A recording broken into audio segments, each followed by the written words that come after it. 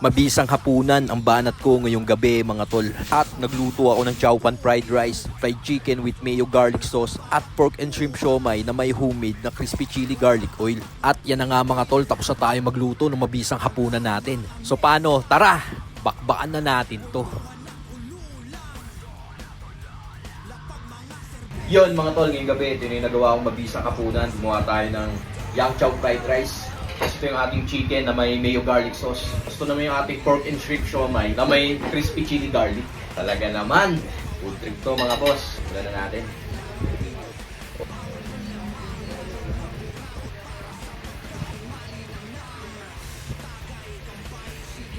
Pag-isang siomai oh.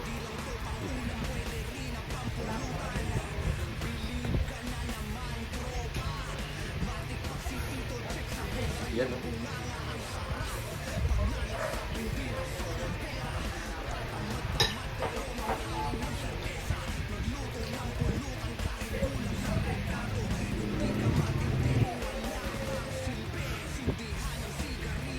Isa mga boss.